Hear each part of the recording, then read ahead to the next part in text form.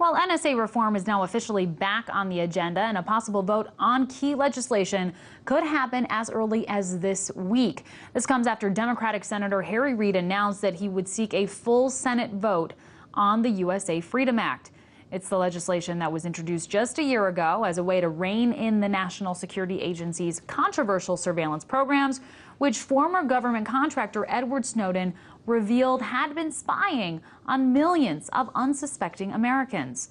The bill would place more limits on the agency by mandating the government seek court approval for surveillance activities. It would also shift control of American metadata of communications, such as time and duration of phone calls, from the NSA to the telephone companies.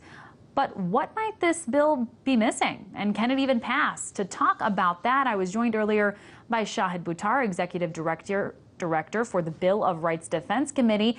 And I first asked him to talk about the concerns by privacy advocates with the language in the current legislation. The bill that the Senate will vote on is much better than the bill that the House voted on. So the one on which Congress is voting this week is somewhere between the very resignatory one that was poised to pass a few months ago and the more assertive one that was introduced. And among the things it doesn't do is, quite frankly, much for internet spying. This is strictly a phone collection metadata fix, which is to say it really just deals with one issue among dozens, most of which Congress has yet to address.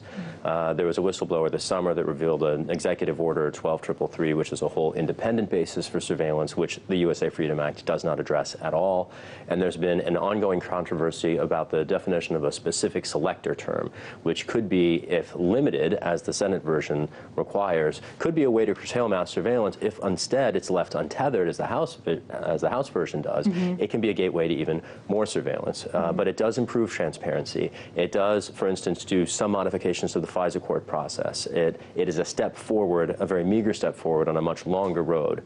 And I do have some hope that Congress will pass it. Okay, so it's a step forward, but it's not perfect by any stretch of the imagination. Okay, well, as I understand it, an aide to Senator Rand Paul, this is someone who, of course, has been staunchly against the NSA and their myriad of surveillance programs, says that he's actually planning on opposing this bill because he says it doesn't do enough, and I think he's just trying to make a statement. There are other civil liberty advocates that say senators shouldn't pass it because it's, watered down, it's not good enough.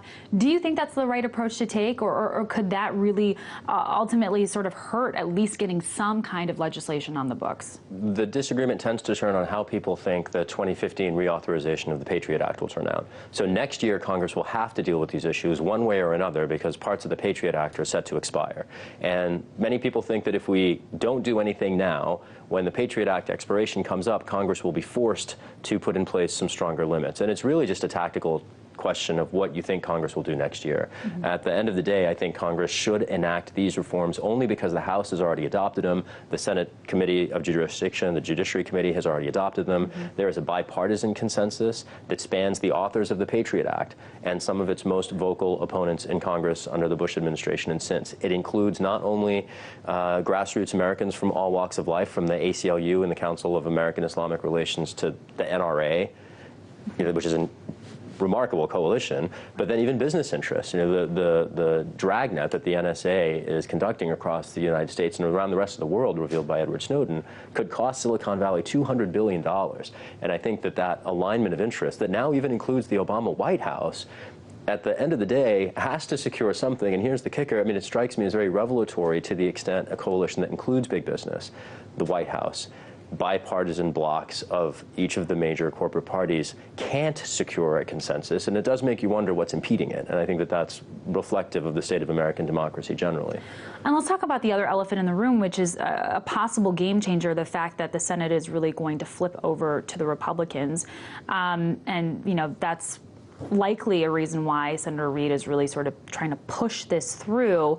What's at stake? I mean, do you think that, it's really going to be up for grabs again if this changes over? I think it will be because, quite frankly, Republicans have an intra-party debate on these issues, as do Democrats, quite frankly. Neither of the parties has a consensus. And in this issue, because it is not about left versus right, but rather authoritarian versus freedom, with most of the bipartisan establishment on the sort of Soviet side of that debate, I think there will be interesting cleavages. And for instance, under a Republican Congress, when the Patriot Act comes comes up for reauthorization, the Senate Majority Leader is going to face a very strong challenge from Senator Rand Paul. And I think that he, true to his principles, will, if he's going to oppose the USA Freedom Act for not going far enough, and he's already gone to the mat to try to block the CIA director, for instance, from being confirmed, not for mass surveillance, but for drone strikes with impunity. He's a constitutionalist who recognizes the profound threat that executive power run amok poses to American democracy, as I think anyone inspired by, for instance, President Eisenhower or any of our nation's patriots who've recognized, even our founders, right, who've recognized the dangers of executive powers without review and independent checks and balances. And I think that's why these issues will come up under a Republican Senate, regardless of whether or not the USA Freedom Act passes this week. It seems like it will probably provoke a very heated debate this week, seeing as how there's such polarizing views on the issue. Okay, Shahid Buttar, Executive Director for the Bill of Rights Defense Committee, thanks for joining us. Thanks for having me on.